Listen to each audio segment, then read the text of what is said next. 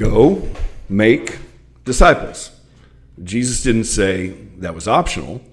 Every follower is a fisherman. So are you fishing for people, or are you just throwing rocks in the water? Jesus said, learn to fish for people. Good morning, and welcome to 755 Live. For about 5 minutes, you'll hear all about easy-to-remember soundbite versions of what Jesus said. And the point is to help you experience life to the fullest, the Jesus way.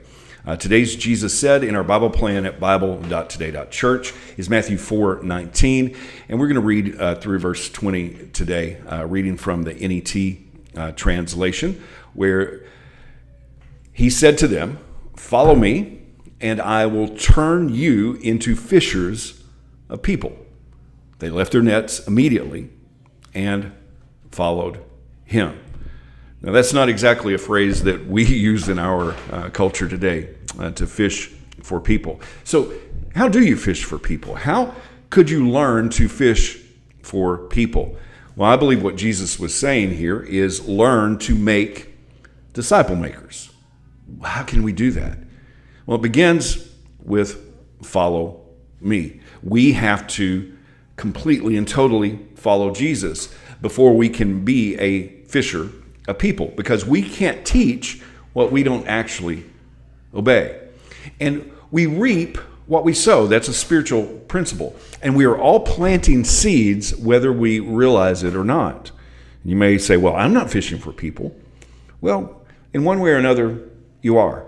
So imagine that you're at the lake and you find this great spot to fish. You have the right bait, you have the right fishing equipment, and then some kid walks up and starts throwing rocks in the water right at that good spot, making it almost impossible to catch any fish.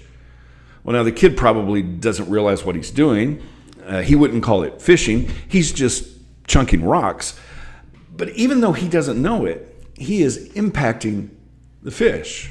In fact, he's kind of like an anti-fisherman. And when we don't follow Jesus, but we say that we do, it has the same kind of impact on fishing for people. If we are throwing stones of judgment, stones of arrogance, selfishness, well, it troubles the water, making fishing almost impossible. In 1 John 2, verses 3 through 6, it says, "Now by this we know that we have come to know God, if we keep his commandments. The one who says, 'I have come to know God,' and yet does not keep his commandments is a liar, and the truth is not in such a person. But whoever obeys his word, truly in this person the love of God has been perfected. By this we know that we are in him. The one who says he resides in him ought himself to walk just as Jesus walked." So, unpacking that with a question, are you walking as Jesus walked? Because we reap what we sow. So you are making disciples one way or another. You are planting seeds and making an impact whether you realize it or not. But are you doing what Jesus said?